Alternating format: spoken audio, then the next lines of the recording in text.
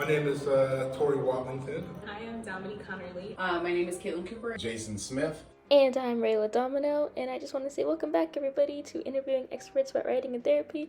This is indeed part 2, so if you have not seen part 1, please, I advise you go and watch that first. And so, without further ado, let's head right into the questions. So the 5th question is, have you tried any form of writing therapy, and has it helped you, personally? Yes, I can speak. I know during the quarantine and the lockdown during 2020, I was very, very stressed out and just spent a lot of nights just up late, stuck in my thoughts, contemplating worst case scenarios all the time. And I remember that my dad told me I need to journal. My dad and my mom, they told me I need to start journaling every night just to get those thoughts out and I can go to sleep peacefully. And by the end of 2020, I had gone through like 4 journals. I had just writing like all day. Anytime I start feeling anxious, I grab a journal and I would just write, or I would just scribble, or I would just make circles or whatever. And it just really helps because you are able to get it out of your head. Because sometimes if you don't, it just starts to grow and fester and spread. And then these things become a lot bigger than they actually are because your imagination runs wild on fear. And so I just know it helps me. And that's why I always encourage my students to make sure they do something. If you don't have to write a whole paragraph, just do something. Like just write, get a pen, get a paper, do something, and recognize that as you are releasing these thoughts onto something else that's not, connected to you, you can get rid of it later if you need to. So when I was an undergrad, I started off as a bio major, and I was going through it. And journal, I was struggling. And I actually visited like a therapist, and they actually suggested to me that I start writing down my ideas. So I journaled every single day when I was an undergrad. I did not know that there was a name for what it is. I didn't know it was writing therapy. So thank you for putting a name to that activity. Thank you. Yeah. And so I am very familiar with it, and I still have that journal, and I think it was maybe a year or 2 ago when I was getting ready to move out of my parents' home, I found that journal, and it was just amazing to kind of see how I grew out of that situation of low-key depression, I think it was, anxiety, unease, and looking at how I was and then how I had grown and developed out of that stage. And I even wrote down some of the strategies that I did, but overall just writing it down, it's a good way to reflect and see how you moved on. Not gonna say moved on, to kind of, reduce what it was, but to see how you evolved and grown from it. I've tried journaling a little bit, but I'm not consistent, and just as my personality. And so I'm like, yeah, it's a great idea, and then like 3 days later, I'm like, what was I doing again? I've just passed it. I did, which was actually kind of funny, when I did my student teaching in New Zealand, and when I was in New Zealand, I was there for 4 months, right? And I found my journal of like when I was in, because I wanted to chronicleize my trip there, and so I found my journal of like the first month that I was there. And that's the only time that I think I've really like journal. When I was a little younger, like freshman, somewhere around there, 8th grade, freshman or whatever, I did go to a couple of like writing classes that were put on by, through various organizations. And so they kind of like told us to do stuff like that. But when it comes to like being an adult, no, I haven't journaled in years, but. Yeah. So I should be doing it now with my students. I don't, but when I was in college, I had a therapist because some drama went down in my sorority and I just needed somewhere. And one of my assignments from the therapist during the time we met was that I had to journal every day, just about my emotions and my feelings and conversations that, like I wish I had or that had happened, and just identifying what was going on. And I found that to be very helpful. And when I get really frustrated with things at school, I still go back to those techniques.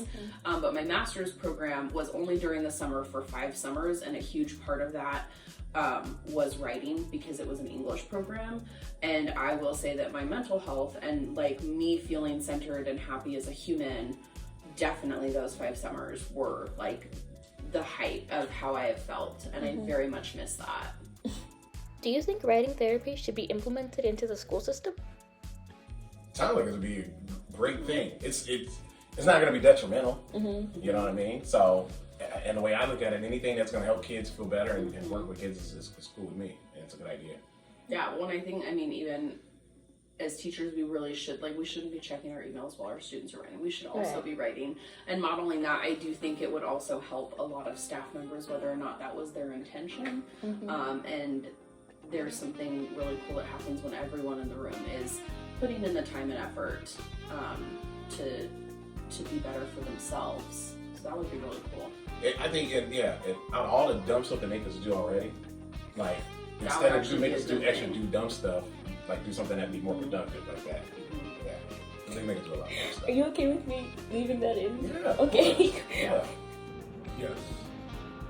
Yes, Yeah. absolutely. Definitely. I would say even like as early as first grade, just in some form, you know.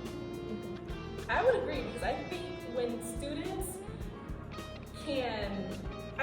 when students can identify that something is going on, whether I'm feeling good today, I'm feeling bad today. I think when you can begin to identify how you're feeling, I think you should be able to write it out. And like you were saying, if you can verbalize it, then why not write it down in some fashion? And it may reach the students who need to write it out. Some students can talk, but this is just another strategy for students to emote and get out how they're feeling. For the final question, how would you plan to integrate writing therapy into the curriculum? So I think there are a couple different ways that it can be implemented. I think establishing like a certain part of your day for students to just write out how they're feeling at that particular moment or the day before can be put into the school schedule. Or if I just recognize that something's going on in the classroom, I'm noticing my students aren't feeling how they normally do. Let's take a break right now and just write out how we're feeling. So I think it can be, sporadic or a set time in the day. I think if teachers want to do it, they will find a way to include it in the day.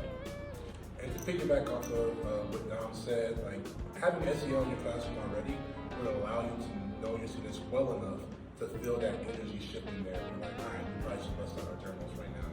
And I like for my students, since they're in high school, I'm cool with them using their phones, but if I feel just like a lull in the classroom, and even for myself, if I'm like, I feel the energy and I'm feeling down, I'm like, all right, let's get up, let's go outside, everyone sit down and just write about something. Or if you can't think of what to write about, go take a picture of something and write about that. Just to get them moving, get their thoughts moving, and it's just, you can always find ways to put it in there. It's really just up to you as a teacher, honestly, and how you want to manage your classroom, and if you feel the importance of it to implement into your classroom, but you can always find time. It doesn't have to be an hour, it could be 5 minutes, it could be 1 minute. You can do a 60-second timer, write as much as you can. There's always ways to implement it into even any, subject.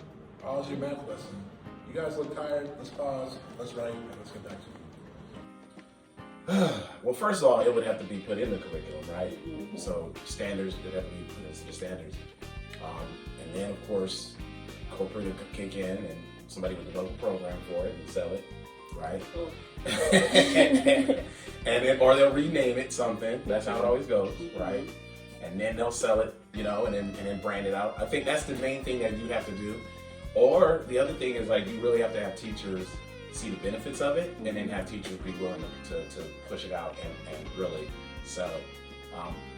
Well, in my experience, is like when teachers, instead of just shoving it down your throat, right? A lot of times is if the teacher, as an educator, a lot of us, if we see the benefits of it, we understand how it is, you're going to believe it more, and then you're going to push it more. Versus being told you have to do this, which is not always the most effective way, because then people don't want to, they don't have the passion behind it. Right. And the kids can tell that. Kids can tell when you're passionate, right? Like kids can tell you, like, and my kids, they know, like, I love teaching science and social studies, and they know, they're like, and I know I do a better job. I put some really dope lessons together when it comes to science and social studies. But math lessons are kind of terrible, and I know that. But that's because I hate teaching math. I hate math, right? So I think if you have a SEL class like the journaling, and you have teachers that are really passionate about it, the kids will get into it, it'll permeate through their lessons and their instruction. Yeah, I think elementary and middle/high can be very different. In Washoe County, we have SEL standards, and so we would just be able to link it to that. But I then, with the high school lens, I think one of the things that gets most heavily debated is, okay, well, from an admin lens, which subject area are we going to make do this, rather than just being like, it would be beneficial for everyone to include this throughout the week. And so it would probably end up in English. which I think is one of the reasons I gravitate towards English, because I do like all of these things. But I also think that can be detrimental, because how powerful would it be if your math teacher gave you 5 minutes at the beginning of every class to write and to focus? And I think some of my students who do struggle with math would be like, wow, like they value me as a human, and that is why I'm going to struggle through this math problem later on. But for us, like, it would just be 1 or 2 teachers starting it, and then when other teachers are frustrated or struggling with their classes, being like, oh, have you tried this thing? Like, it takes no prep, it just takes a few minutes. It makes all the world of difference in spreading the word. One of my admin he calls it chimes, and it's like one of the little ringy bells, and there's a script that goes with it. It literally takes 2 minutes, and he's willing to train any teachers on it at our school who want it, which sadly has been very few, because it is a night and day difference when that's built into your routine. And I think the writing therapy could be the same. Thank you so much. Yeah, no problem. Yeah, and good luck with everything. Hey guys, thank you. Thank you. And thank you to you too for watching this video. This does bring us to the end of part 2.